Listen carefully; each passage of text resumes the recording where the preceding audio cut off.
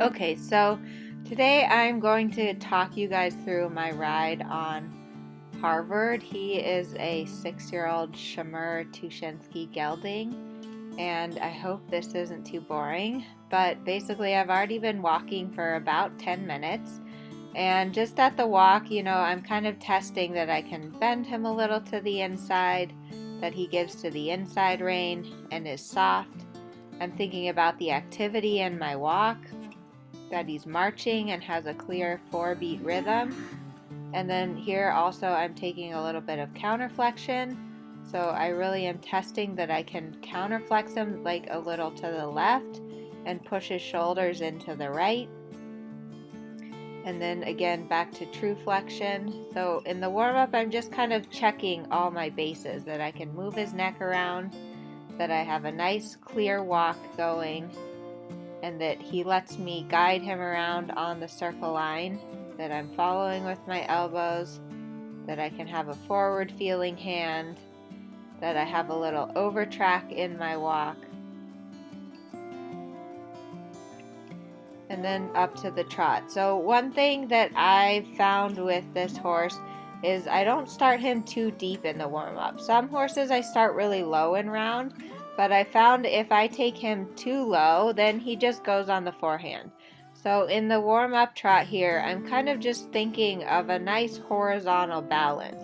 Like basically that his poll would be level with his withers. Or maybe a little above. I don't want him too low, and I also don't want him too high. And then I test just the same things I was doing in the walk, so that I can bend him a little to the inside. And there you saw I push him a little out off of my inside leg, and maintaining that nice trot rhythm. And this frame feels good. He feels loose, he feels supple, he feels light.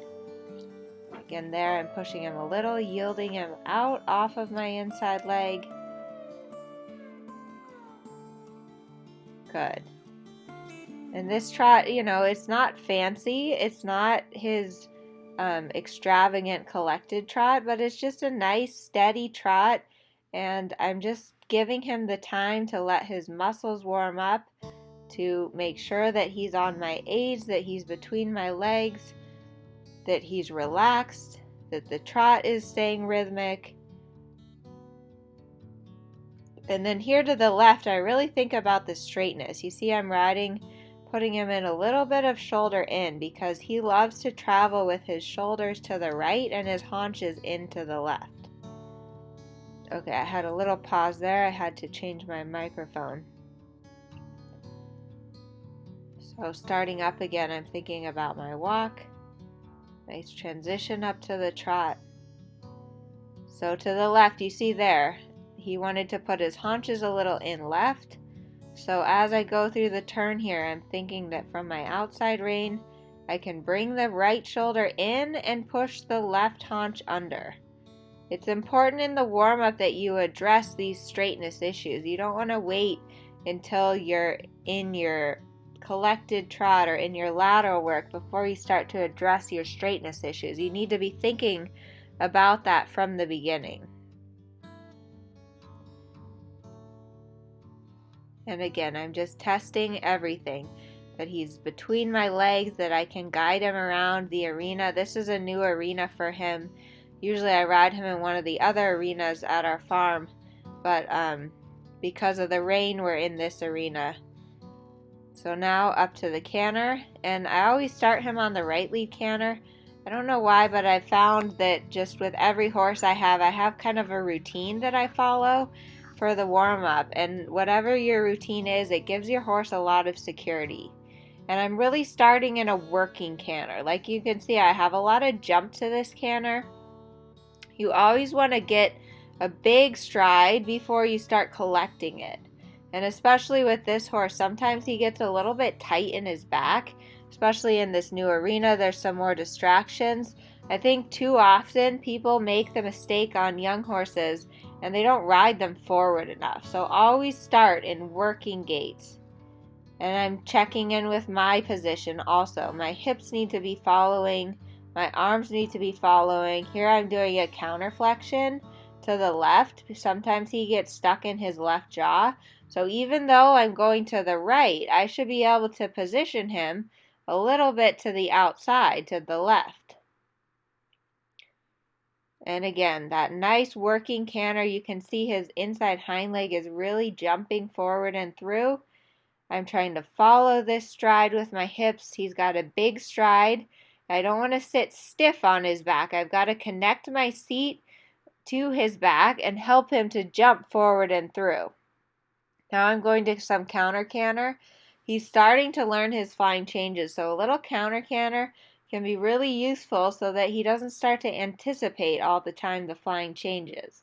It's also a great straightening exercise, so I'm testing if I can make him straight and supple through the left side, even on this right lead canter. And then back to the true lead.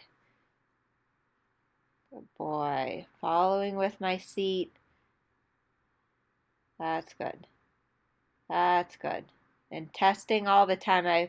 I like to keep him really light in my hand. So as I'm doing all of this, I'm thinking about the self-carriage, and now I'm going left. And right away I'm thinking there, shoulder and left, because he likes to keep his left hind to the left. So every time when I'm tracking left, I'm thinking to help push that left hind up underneath his belly and keep his left hind leg tracking right between his two front legs. There I'm doing a little bit of an exaggerated shoulder in, but I'm trying to get him really from my left leg into my right rein. And then transition to left lead canter, and same thing. I'm trying to find that nice big working canter and help him keep a little bit shoulder in this way. Following with my seat, following with my hands from my right rein, bringing the shoulder a little bit in, and then making sure still that I'm able to ride this canter forward, a big, nice working canter. You know, the warm-up that you have for your horse is very specific to the horse's needs. So for this horse, it's, you know, working gaits, that his back starts to loosen up, that he starts to relax. And you can see my frame is kind of a horizontal balance. He's not really low and deep. Some of my other horses I warm up really low and deep. But with this horse, it's more important to get a pushing big gait in a horizontal balance.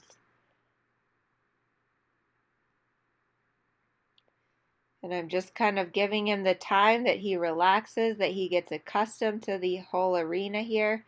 Sorry, I got a little distracted there. That's good. That's a good boy. Trying to keep control of my outside shoulder with my outside rein. That's better. That's better. There, I've got a nice shoulder in. Good.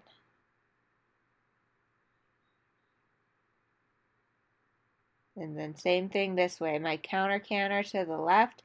It's very important that what you do to the right, you also do to the left. You want to ride your horse symmetrically, so whatever you do on one lead, you have to do on the other lead. And here you can see the straightness is a little harder. I lose the jump, so I'm trying to think shoulder and left, even in this counter canter, that I can keep him a little bit shoulder into the left as I'm in my counter canter. And with a really straight right rein, and I need to stay sitting on my left seat bone. It's important in the counter canter. You always have to stay on your inside seat bone. Good. And then again, you saw me there, a little counter flexion, testing in the right rein, and a transition to trot. Those canter trot transitions are super important. They come up in a lot of tests, that you can make a nice transition from your canter to trot. And again, a little break. Just letting him relax, letting him breathe. Back up to the trot. And canter. So the next thing that I go to in my warm-up with this horse is a lot of transitions. He's a little bit long in the back, so the transitions are really useful to get him a little bit shorter, to start getting his pelvis to tuck under and his back to come a little more up. underneath of me. Active hind legs, transition to walk, keeping the activity, and then back up to trot, keeping the activity, outside rein, transition to canter. That was a good transition. In all my transitions, I'm thinking about what the hind legs are doing. The hind legs need to stay active, the hind legs need to stay coming forward and through, and the frame shouldn't change. And there I did transition within the canter, a little forward and a little bit back in the canter. That's good.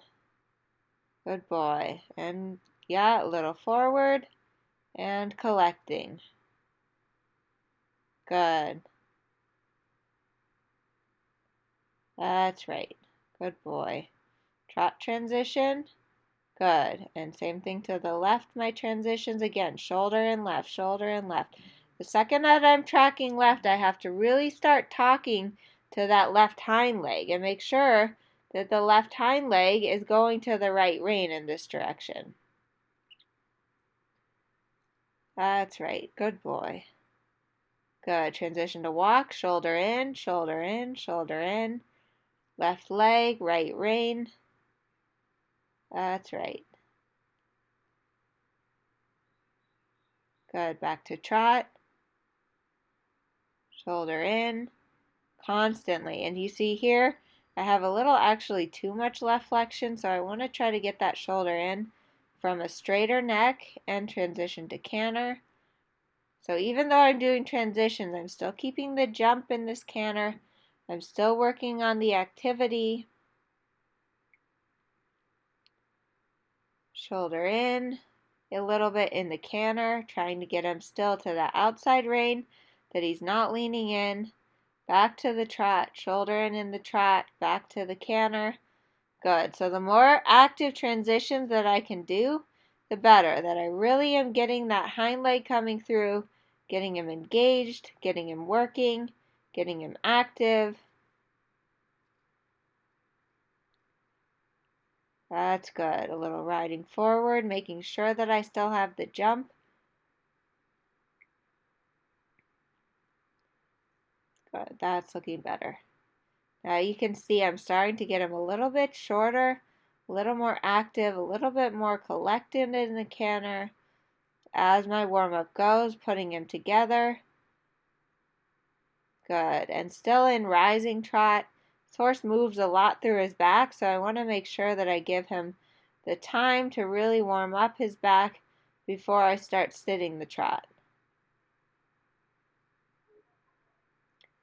And now you can see my trot. I'm having a little more power and cadence.